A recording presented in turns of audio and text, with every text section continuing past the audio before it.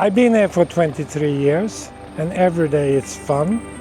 You are able to see new things. You never know where you're going. It's always good to feel that you have done everything you can.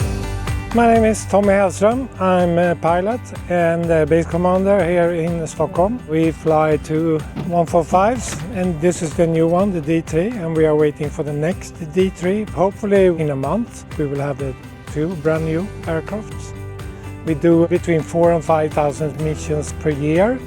We have one helicopter during the daytime and the other one is going 24/7. We fly a common HEMS mission. 50% is trauma and 50% is medical stuff.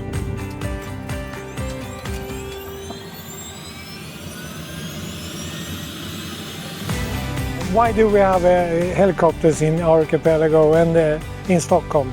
Because of all the islands, it's over 30,000 islands. Especially in the summer, people tend to go out to their summer houses and they get sick, of course. So we need to be able to go there quite fast. The Stockholm area is 130 kilometers long, but we have quite heavy traffic around the city of Stockholm. We have a higher medicine competence with the anesthetic nurse and anesthetic doctor on board the helicopter. So the main target when we go out on a mission is to get the medical staff at the patient.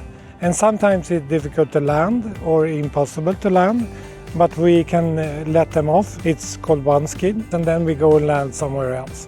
We also go to the ferries because it's quite a lot of ferries going into Stockholm. Almost everybody has a heliport. When I started with the first version of GPS and sometimes with no GPS, it was a map, and the education for the HEMS crew member was kind of sit there, be quiet, and here is the map.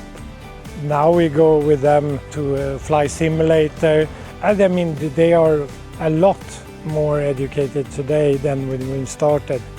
And now we're flying with Avincis. In the beginning, you fly out in the archipelago during the night with no goggles, and you call that VFR. It was not VFR. And now with everything, the helicopter is with autopilot and auto hover, and you can fly GPS procedures or whatever. It's amazing.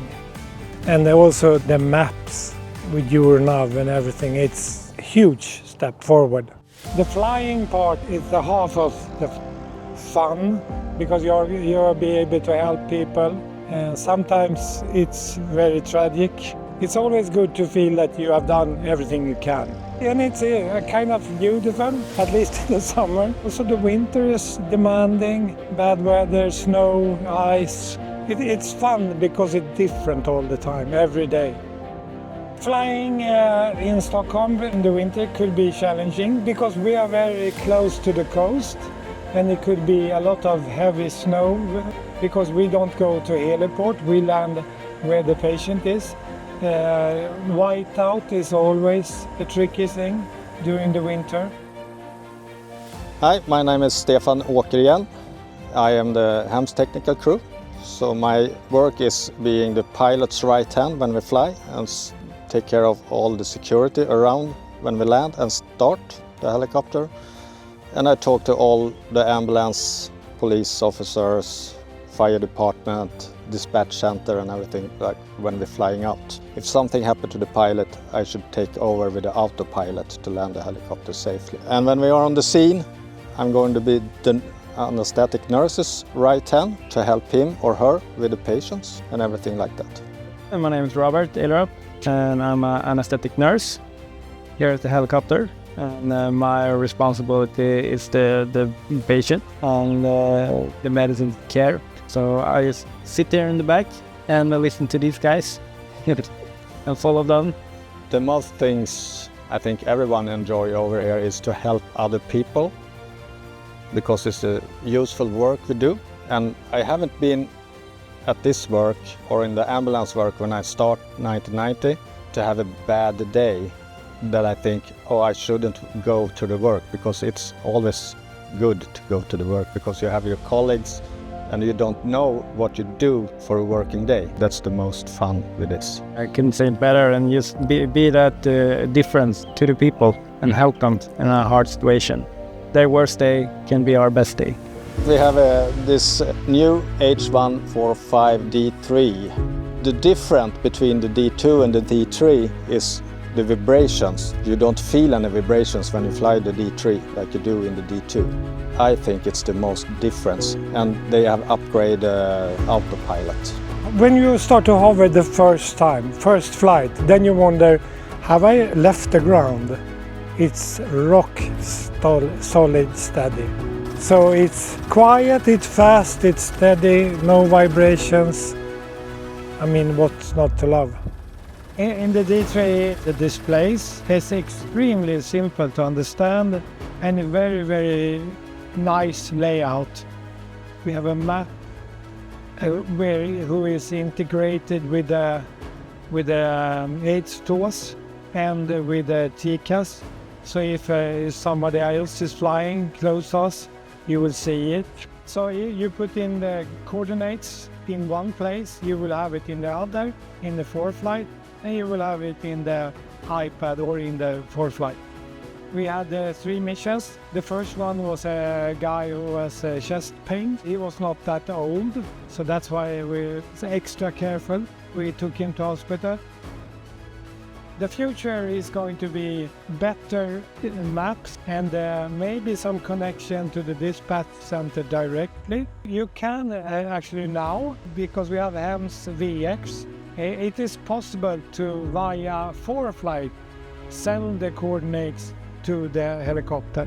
But it's too slow because you can get it manually much faster. But I think that's something to develop, and also a hoist would be nice to hoist patients up, but medical staff down. Especially, of course, in the forest, but also in the city or close to the city. And also when we're doing water ice rescue, of course, then it will be good because then you don't have to be this close to the water or ice. You can be 3-4 meters up. So that's what we're hoping for. Of course, you have to train a lot with that kind of system, but hopefully we will have it in the future. When we have a call from dispatch center, it's the same dispatch center for helicopters, ambulances, fire, police, everything. It's the same.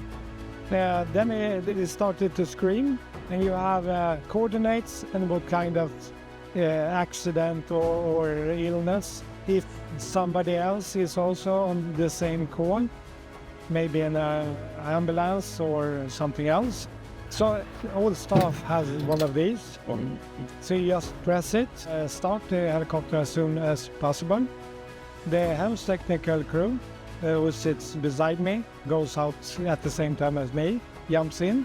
The nurse and the doctor, or just the nurse in our case, they pull the shoreline, get in, and then I start as fast as I can, and it's really fast starting this aircraft. And then when we come to the checklist point, landing light on, they say cabin clear, and then we go.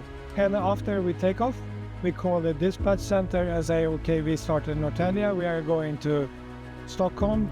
We are 3 persons on board, and we will be there in 15 minutes. And then they know, and also the other ones who is on the same call will have the same information via radio, so they know it's a helicopter coming. This is the most important because usually the nurse is alone back here in the cabin. If we are on this day helicopter, we have the oxygen, we have the defibrillator, and you have the children's bag. So we have every equipment for the children in here, so we can intubate them and everything like that. You have the big oxygen who's going into the cabin. They have the stretcher over here. We have a suction who's driven by the battery, so it's a really good one. And we have this core pulse, and you can measure the EKG and send it away to the to the doctor in the hospital. You have the ventilator, Hamilton. So when you have intubated patients, you can put this one and you get your hands free. And you have some medical pumps that we can load if we have a longer turn to the hospital. That's what we have over here. Yes, we use the Exness system when we're doing one skid, or when the nurse is going out for herself or he, and we are still in the front in the helicopter and fly away if we can't land. Then we can follow the nurse on the GPS where she's going, and she just can talk with us like an intercom. Even use it if you have someone who's drowning and we're going to pick them up out of the water and the nurse is laying down on the skid. Talk to the pilot, because then the pilot don't see the patients. So the nurse is steering the pilot to the patients and talk just at the intercom with the Exness. So that's a really good one. So this is the emergency bag that we have on all our missions. So we have everything that we can check the patient with the blood pressure and oxygen levels in the blood, like temperature, blood sugar. So have some. This is for the oxygen. Yeah. So you can measure it. A better one. And here's a bag for the advanced airway management, so we can intubate. The patient can't breathe for himself, or unconscious, or a cardiac arrest, we can help. This is the Furno Alpha stretcher that we have in Stockholm, and we have some terrain wheels for it, small one that we can put in the back, and the bigger one. It's make it easier to transport the patients if you're out in the island or not on the asphalt. It's more easier